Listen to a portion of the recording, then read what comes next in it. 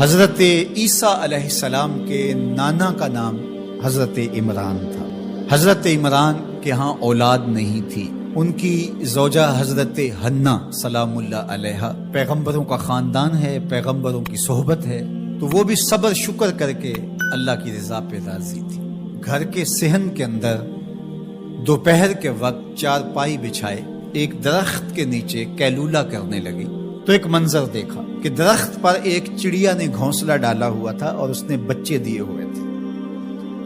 وہ کہیں سے اڑ کے جا کے دانا اٹھا کے لاتی اور بچہ چونچ کھولتا اور ماں اس کی چونچ میں دانا ڈال دی۔ چڑیا کے بچے کے ساتھ چڑیا کی محبت کو دیکھا تو حضرت حنا کا دل چوٹ کھا گیا اور بارگاہ ازدی میں عرض کی، مالک تو نے جانوروں کو بھی بچے دیے ہیں اور وہ ان سے پیار کر رہے ہیں، تیرے دربار میں کیا کمی ہے اگر تو مجھے اولاد عطا کر دے۔ دل چوٹ کھا گیا، دل کی اتھاہ گہرائیوں سے دعا نکلی، عرش تک جا پہنچی۔ اللہ نے حضرت حنا کو کرم نوازیوں سے مولا مال کر دیا۔ حضرت حنا نے کہا، اے اللہ جو میرے بطن میں ہے میں تیرے گھر کے لیے اس کو وقف کر دی۔ جب ولادت کے لمحے آئے تو حضرت حنا زوجہ عمران نے بیٹی کو جنم دیا تو پریشان ہو گئی کہ مالک یہ تو بیٹی ہے، میں نے تو اس کو مسجد اقصی کے لیے وقف کیا ہے اور وہاں سارے مرد ہیں، ایک لڑکی جب جوان ہوگی تو اس کو وہاں کیسے چھوڑ سکوں، منت میری کیسے پوری ہوگی۔ بہت پریشان ہوئی، منت کی تکمیل کا سوچ کے کہ مالک یہ تو بیٹی ہے۔ آواز آئی، پریشان ہونے کی ضرورت نہیں حنا، جو تو نے بیٹی جنم دی ہے ایسے تو بیٹے بھی نہیں ہوتے۔ اس بیٹی کا نام کیا رکھا گیا؟ مریم سلام اللہ علیہ۔ بیٹی جوان ہو گئی تو منت یاد آئی کہ اب اس کو بیت المقدس میں ہم نے وقف کرنا ہے۔ پریشانی ہوئی کہ اب 300 حجرے ہیں جن میں مرد ہی مرد ہیں، ایک تنہا عورت کیسے وہاں رہے گی؟ تو یہ سوچا کہ کوئی بوڑھا بزرگ ہو جس کی کفالت میں ان کو دیا جائے تو وہ ان کی دیکھ بھال کرے، ضروریات کو پورا کرے۔ تو بہت سارے لوگ اس سعادت کے لیے تیار ہو گئے۔ پھر قرعہ ڈالا گیا، قرعہ فال نکلا حضرت زکریا علیہ السلام کے نام۔ اللہ کے جلیل القدر پیغمبر اور رشتے میں خالو بھی لگتے تھے، کہا یہ سعادت میرے ذمہ رہی، اور چونکہ ان کے ہاں بھی اولاد نہیں تھی انہیں کہا ٹھیک ہے ہم اسے بیٹی بنا کے اس کا خیال رکھیں گے۔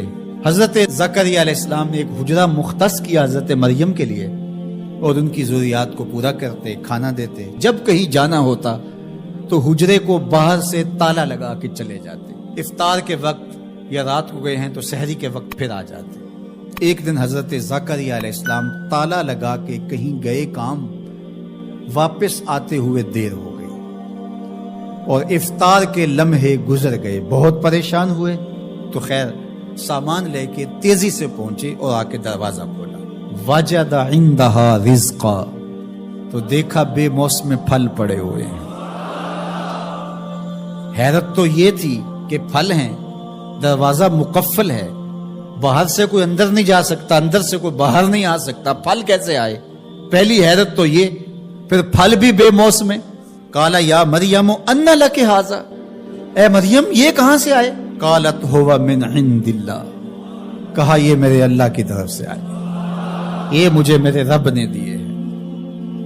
ان اللہ یرزق من یشاء بغیر حساب، وہ جس کو چاہتا ہے بغیر حساب کے عطا کرتا ہے، اس کے لیے کوئی مشکل نہیں ہے۔ جو ماں کے پیٹ میں بچے کو رزق دیتا ہے، انڈے میں چوزے کو رزق دیتا ہے، وہ حجرہ مریم میں مریم کو رزق نہیں دے سکتا؟ اب حضرت زکریا علیہ السلام کا ذکر آپ نے سنا کہ ان کے ہاں اولاد نہیں تھی اور عمر کتنی ہو گئی تھی؟ 120 سال، اور آپ کی زوجہ کی عمر 100 سال ہوگی، تو اب تو امید بھی ختم ہو گئی اولاد کی۔ لیکن جب بے موسم پھل دیکھے نا تو اندر چھپی ہوئی امید کی موہوم سی جو چنگاری تھی وہ بھڑک اٹھی اور حضرت زکریا نے ہاتھ پھیلا لیے، ہنالک دعا زکریا رب، مالک جب تو مریم کو بے موسم پھل دے سکتا ہے، میرے شجر عمر پر اولاد کے آنے کا موسم بیت گیا ہے، لیکن مالک کیا تو مجھے بے موسمی اولاد نہیں دے سکتا؟ حضرت زکریا وہیں کھڑے ہو کے دعا مانگنے لگے۔ معلوم ہوا جہاں رحمتیں اترتی دکھائی دیں وہاں دعا مانگی جاتی۔ ہم جب اللہ والوں کی قربت میں جا کے اللہ سے دعا مانگتے ہیں تو کچھ لوگ معترض ہوتے ہیں کہ اللہ تو ہر جگہ موجود ہے، یہاں کیوں مانگ رہے ہو؟ مسجد اقصی پاس ہے لیکن حجرہ مریم میں اللہ کا پیغمبر دعا مانگ رہا ہے، وہاں رحمت آنکھوں سے اترتے ہوئے دیکھی۔